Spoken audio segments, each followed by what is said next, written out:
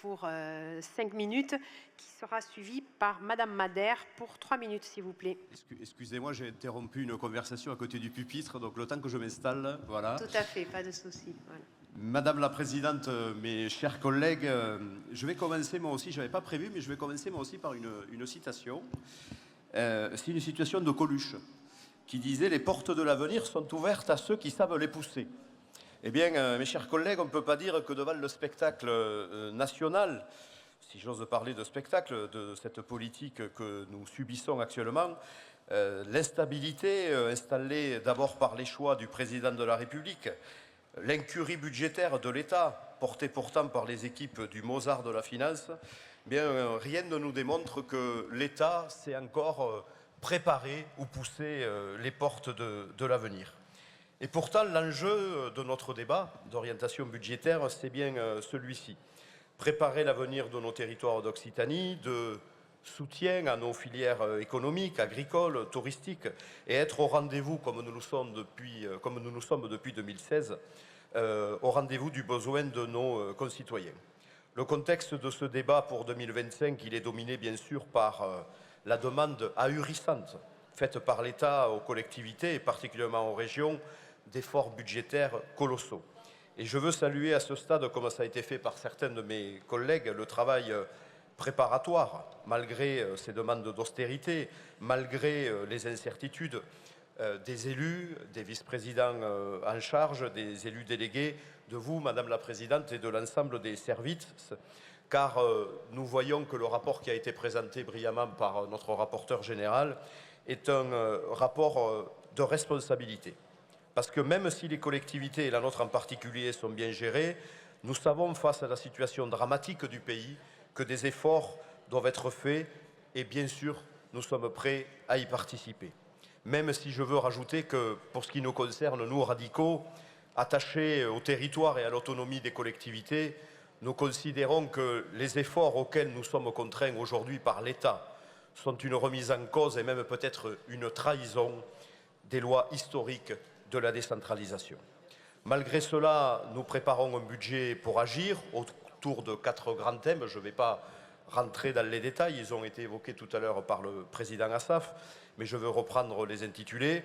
D'abord, soutenir le pouvoir d'achat de nos habitants, notamment au travers des tarifs sur les transports et bien sûr la rentrée scolaire la moins chère de France, renforcer l'emploi et l'économie locale avec notamment des aides ciblées et puis le soutien aux agriculteurs et aux viticulteurs. Il y a un rapport qui va venir juste après d'ailleurs pour en parler. Assurer l'accès à des services de santé de proximité. Alors c'est certes un exercice hors de nos compétences régalienne, j'allais dire, mais c'est un besoin attendu par les territoires et par nos concitoyens et il faut poursuivre dans ce domaine. Et puis bien sûr, accélérer la transition écologique et énergétique et il y a notamment un rapport sur le plan habitat durable qui suivra également. Je veux aussi dire un mot sur la réorganisation des agences régionales. Et ce n'est pas une anecdote, Monsieur Briand, que ce travail qui est présenté aujourd'hui. Ce n'est pas une anecdote parce que réorganiser nos agences, c'est avant tout répondre à des impératifs stratégiques. Nous créons 3 grandes entités, une agence de développement économique et d'attractivité, une agence du climat et de l'aménagement et une agence culturelle unique.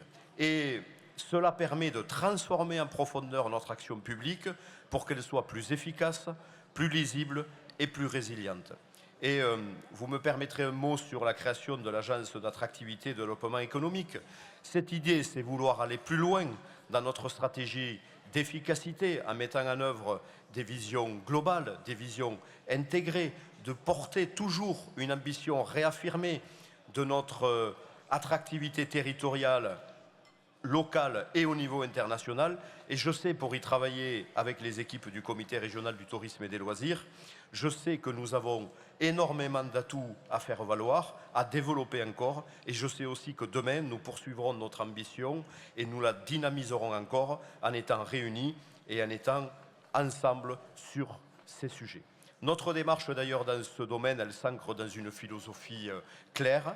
L'efficacité ne doit pas éloigner l'action publique des citoyens.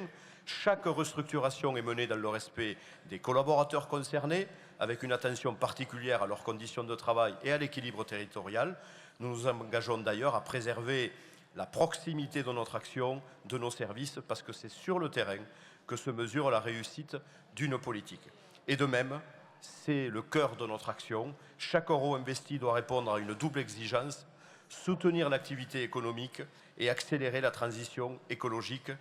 En simplifiant nos structures et en optimisant nos ressources, nous nous donnons donc les moyens de répondre aux crises écologiques et sociales qui malheureusement s'annoncent devant nous. Mesdames, Messieurs, notre projet, notre débat aujourd'hui, il est à la fois ambitieux et réaliste. Le débat d'orientation budgétaire de 2025 et la réorganisation des agences, puisque je viens de l'évoquer, ne sont pas des fins en soi, mais ce sont des leviers d'une action publique renouvelée. Et c'est en travaillant collectivement, en conciliant efficacité et justice sociale que nous pourrons préparer l'avenir de notre région et renforcer sa place comme moteur de l'attractivité nationale. L'Occitanie doit rester une région qui innove, qui protège et qui inspire. Cette ambition est à notre portée, je n'en ai aucun doute, à condition de la porter ensemble, avec courage et responsabilité. Je vous remercie.